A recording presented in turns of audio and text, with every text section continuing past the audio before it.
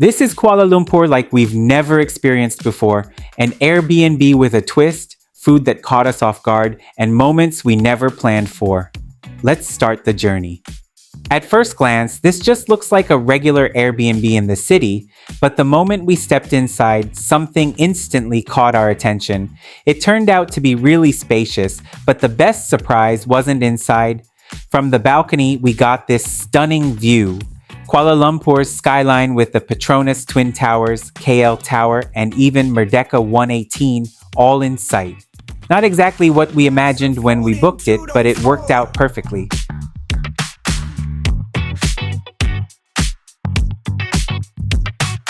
Colors finest, looking big, heart lovely.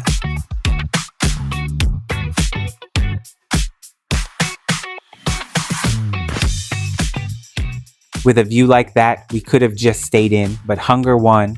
And instead of settling for something simple, we ended up at a late night spot that locals say is a must try, White Butter KL. And honestly, it was such a hidden gem. The vibe of the place is super cozy. It's a home-based eatery tucked in Kampong Baru, so it immediately feels welcoming. You can choose to sit indoors or outdoors, and the outdoor seating is amazing. Open air vibes with an incredible view of KLCC, perfect for photos or just relaxing while you eat. We ordered a few dishes that honestly caught us off guard. Let's just say one of them turned out very different from what we expected. First up, the Thai basil stir fry. It was good, but a little too sweet for my taste. Quite different from the usual Thai basil stir fry I'm used to. But the real highlight, the mushroom fritters and onion rings. They were perfectly crunchy on the outside, yet juicy inside. The mushrooms and onions weren't dry at all. Every bite was surprisingly satisfying. Overall, White Butter KL is perfect for a relaxed dinner with friends or a cozy solo outing. The homey atmosphere, friendly service, and those stunning city views make it a spot definitely worth visiting when you're in Kuala Lumpur.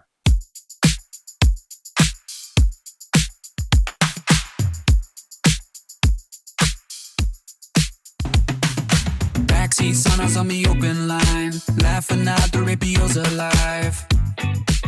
After dinner, we headed back to our Airbnb at Continue Residences. Before going to sleep, Trina and I just took a moment to appreciate the view from the balcony.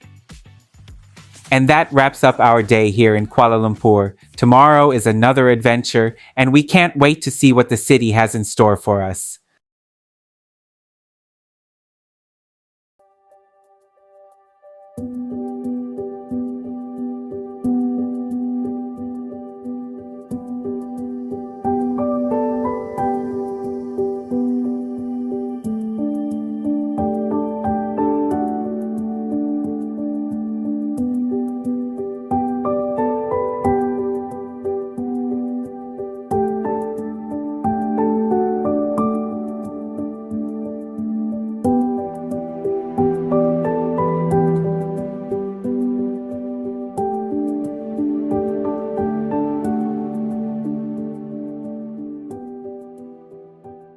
The next day, we started off with breakfast at Anak.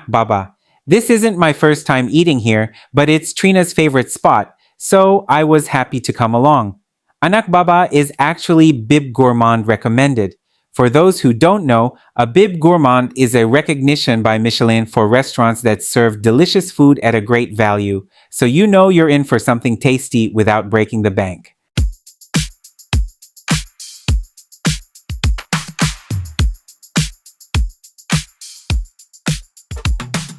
Backseat laughter in the morning sun. Roadmap scattered, our trips begun. Tongue-tied jokes on high-speed lanes, chasing freedom down these ways.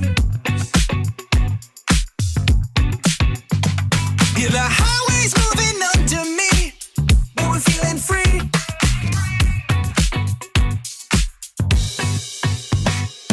We're riding on the road, open sky. Usually, I go for their nasi lemak, but this time we decided to try their laksa. A perfect laksa is rich and flavorful with a spicy and slightly tangy coconut-based broth that warms you with every spoonful. The noodles are just right, not too soft, not too firm, and it's loaded with fresh ingredients like shrimp, fish cakes, and bean sprouts. The combination of spices, herbs, and a touch of lime makes every bite balanced and satisfying. Comfort food at its best. So, if you're ever in Kuala Lumpur, I definitely recommend giving Anak Baba's laksa a try. It's packed with flavor and totally worth it, especially if you love comfort food with a kick. After our breakfast at Anak Baba, we decided to have some coffee and cake at 103 Coffee, which is near the row. We got there around breakfast time, so the place was packed and there were a lot of people lined up. Luckily, we only wanted coffee and cake, so we were given a spot right away. It is a different story if you want a table for a full meal though, as you would probably need to wait.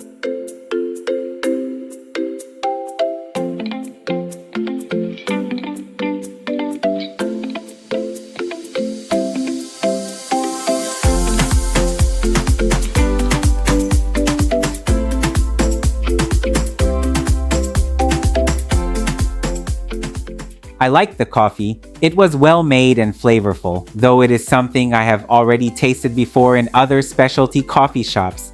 The cake was okay too, nothing over the top, but still enjoyable and paired nicely with the coffee.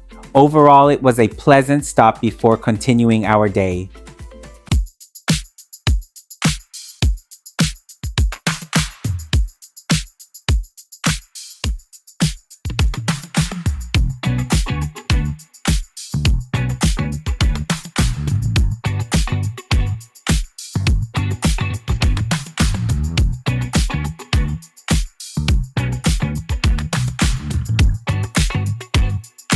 After our coffee break at 103 Coffee, we walked over to the Row KL.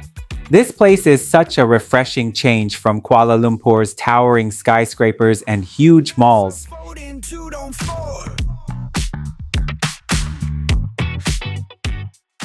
At first glance, the Row looks like just another stretch of old shophouses in Kuala Lumpur. But here's the surprise, these buildings have been transformed into one of the city's trendiest spots.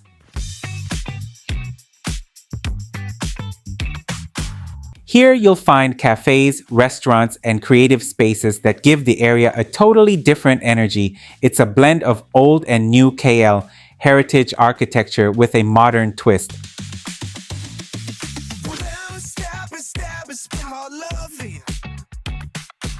What I love about the Row is how it still feels laid back, even though it's right in the middle of the city. Whether you're here for coffee, food, or just to hang out, it's one of those places you don't expect to find until you stumble into it.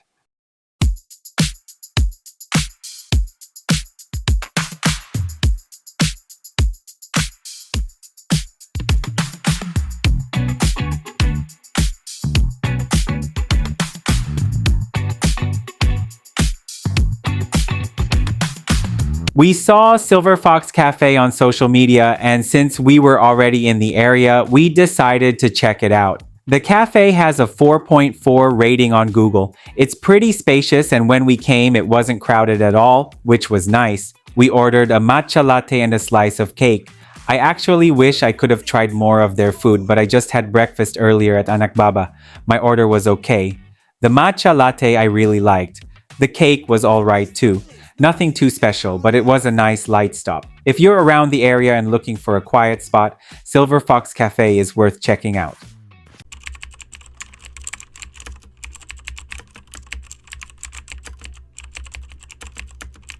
After Silverfox Cafe, we decided to head back to the hotel.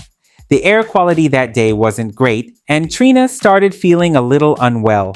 Her rhinitis was acting up, so we thought it was best to just rest for a while before continuing with the day. After getting some rest at the hotel, we felt better and went out again for dinner. This time, we wanted to eat at Oriental Copy in KLCC, but the line was long. I found out there's another Oriental Copy at Pavilion Mall, so we went there instead. Unfortunately, the line was long there as well, so we ended up having dinner at Madam Kwan's. We ordered nasi lemak, fried dumplings, and some drinks. I have to say, I really like their nasi lemak because it is one of those dishes that instantly makes you feel like you are in Malaysia. Just a heads up, it is a bit spicy, so be ready for that kick. Madam Kwan's version is rich and fragrant with coconut rice that is perfectly fluffy and aromatic. The sambal packs heat but also depth of flavor.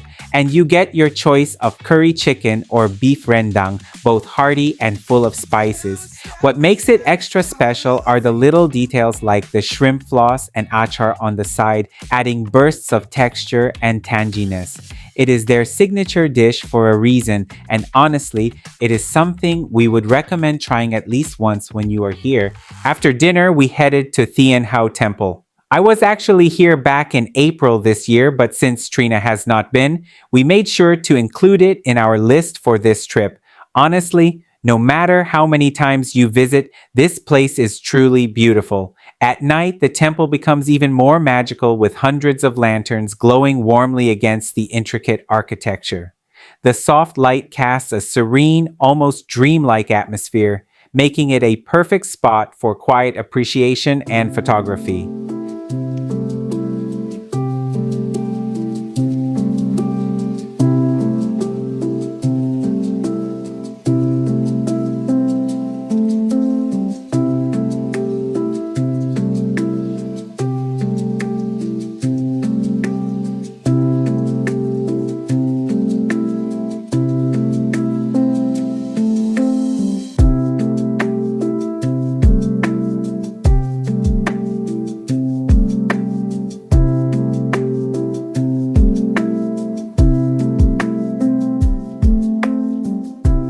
The details on the temple's structure are stunning, from the colorful carvings to the ornate roof lines, and when paired with the lanterns, it feels like stepping into another world. Since this is a place of worship, it is important to dress modestly and respectfully. Also, remember not to disturb anyone performing religious rituals or praying so that everyone can enjoy the space peacefully. We are now back to the city center, specifically to Surya KLCC, to catch the Water and Light Symphony. Located within KLCC Park just outside Surya KLCC, you will find the 10,000 square foot man-made lake symphony. This lake features 2 musical fountains with over 150 unique programmed animations, creating a captivating display of water, lights, and music that's definitely worth seeing. The KLCC Lake Symphony Light and Sound Show runs daily at 8 p.m., 8:30 p.m., 9 p.m., 9:30 p.m., and 10 p.m. Each show lasts around 10 minutes, except for the 9:30 p.m. slot, which goes on for 30 minutes. There are also light-only fountain shows daily at 7:30 p.m., 8:30 p.m., and 9:30 p.m. If you want to catch the full experience with the music, aim for the Light and Sound Show schedule.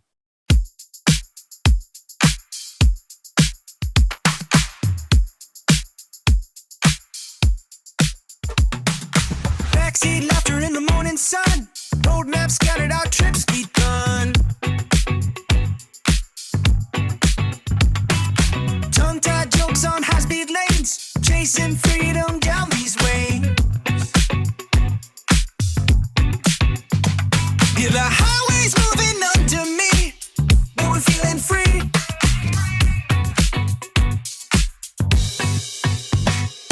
We're riding on the road, open sky, laughing loud and free, side by side. Feel the wind on our skin, chase the night again. We're on the edge, we're alive.